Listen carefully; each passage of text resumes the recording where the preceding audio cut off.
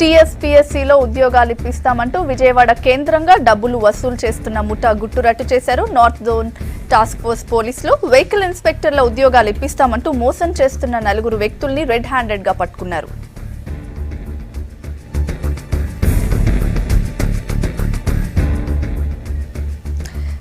దళారుల అరెస్ట్ పై మరిన్ని డీటెయిల్స్ సంపత్ అందిస్తారు. సంపత్, దళారుల అరెస్ట్ పై మీ దగ్గర ఉన్న అప్డేట్స్ ఏంటి?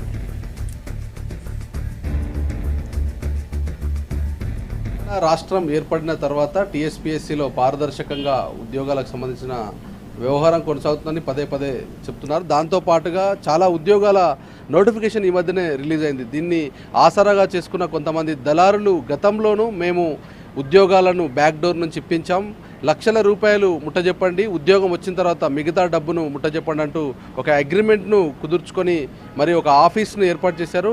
ఆఫీస్ను ఏర్పాటు చేయడంతో పాటుగా అక్కడ విజయవాడ కేంద్రంగానే ఇది మొత్తం కూడా సాగుతున్నట్టుగా పోలీసులు గుర్తించడం జరిగింది. దీంట్లో కొంత క్రెడిబుల్ ఇన్ఫర్మేషన్ ప్రభుత్వ ఉద్యోగుల నుంచి ముందుగానే అందుకున్న నార్త్ జోన్ టాస్క్ ఫోర్స్ పోలీసులు డీసీపీ లింబారెడ్డి ఆధ్వర్యంలో గత 15 రోజులుగా దీనిపైన ఇన్వెస్టిగేషన్ ప్రారంభించారు. దీంట్లో చాలా కీలక విషయాలు బయటపడ్డాయి. దాంట్లో ఉన్నటువంటి ఉద్యోగాల కల్పనతో పాటుగా తమకు ముందుగానే అగ్రిమెంట్లు రాయడం, అలాగే ఉద్యోగాలు ఇవ్వడానికి ముందుగా లక్షల రూపాయలు టోకెన్ అమౌంట్గా అడ్వాన్స్ తీసుకుంటున్నారు. దీంట్లో స్పెసిఫిక్గా చాలా ఉద్యోగాలకు సంబంధించి నోటిఫికేషన్ రిలీజ్ అయింది కాబట్టి ఆ ఉద్యోగాలన్నిటికీ అభ్యర్థుల్ని రావాల్సిందిగా నిరుద్యోగ అభ్యర్థుల్ని టార్గెట్ చేస్తూ అప్లై చేసినటువంటి క్యాండిడేట్ల లిస్టును ఫైండ్ అవుట్ చేసి వాళ్ళకు ఫోన్ కాల్స్ చేయడం, లేదంటే మధ్యవర్తుల ద్వారా దళారీలు డైరెక్ట్గా కలిసి వాళ్ళకు ఉద్యోగాల కల్పన చేస్తామంటూ లక్షల రూపాయలు తీసుకోవడం జరిగింది. దాంట్లో స్పెసిఫిక్గా వెహికల్ ఇన్స్పెక్టర్లకు సంబంధించి మోటార్ వెహికల్ ఇన్స్పెక్టర్ సంబంధించిన దాంట్లో ఉద్యోగాలు ఇప్పిస్తామంటూ కొంతమంది అభ్యర్థుల నుంచి డబ్బులు తీసుకున్నటువంటి క్రమంలో టాస్క్ ఫోర్స్ పోలీసులు రెడ్ హ్యాండెడ్గా పట్టుకున్నారు.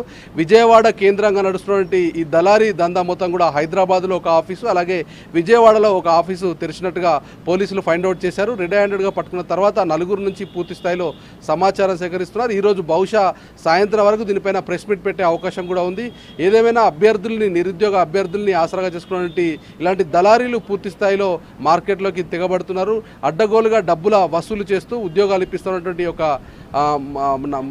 నమ్మించినటువంటి మాటలు చెప్తూ దాదాపు లక్షల రూపాయలు వసూలు చేశారు. ఈ ప్రక్రియ మొత్తం కూడా దాదాపు 3 నెలలుగా కొనసాగుతున్నట్టుగా పోలీసులు ఫైండ్ అవుట్ చేశారు. గతంలో కూడా ఆంధ్రప్రదేశ్ ఉమ్మడి రాష్ట్రంగా ఉన్నప్పుడు కూడా ఉద్యోగాలు ఇప్పించామనేది మాట ఇస్తూనే వాళ్ళు వాళ్ళ ఆఫీస్కు సంబంధించినటువంటి ట్రాక్ రికార్డును చూపిస్తూ లక్షల రూపాయలు తీసుకున్నారు. దీంట్లో పేరు మోసిన దళారీలు ఉన్నారు. వీళ్ళకి మొత్తం కూడా చాలామంది అధికారుల పేర్లు చెప్పడం, అలాగే ప్రభుత్వంలో తాము కీరోల్గా ఉన్నామంటూ మంత్రుల దగ్గర తమకు సాన్నిహిత్యం ఉందంటూ చెప్తూ ఈ వ్యవహారానికి పాల్పడ్డట్టుగా పోలీసులు తెచ్చారు. కానీ మొత్తం కూడా ఈ ముఠా ఫేక్ ముఠాగా పోలీసులు ఫైండ్ అవుట్ చేశారు. లక్షల రూపాయలు ఇప్పటికే దాదాపు లక్షల రూపాయలు మొత్తం కూడా సీజ్ చేశారు. అభ్యర్థుల యొక్క స్టేట్మెంట్లను కూడా రికార్డ్ చేశారు. ఎవరైతే డబ్బులు ముట్ట చెప్పారో వాళ్ళ స్టేట్మెంట్ రికార్డ్ చేయడంతో పాటుగా ఎంతమంది దగ్గర డబ్బులు వసూలు చేసినటువంటి విషయాలను మొత్తం కూడా ఆరాధిస్తారు. దీంట్లో స్పెసిఫిక్గా తెలంగాణలో ఉన్నటువంటి అన్ని జిల్లాలను టార్గెట్ చేసి నిరుద్యోగ అభ్యర్థుల నుంచి డబ్బులు అయితే వసూలు చేశారు. దీంట్లో విజయవాడ కేంద్రంగా ఈ దందా కొనసాగింది కాబట్టి అక్కడ ఉన్నటువంటి ఒక కింగ్ పిన్గా ఉన్నటువంటి ఒక వ్యక్తిని అరెస్ట్ చేశారు. ఆయనతో పాటుగా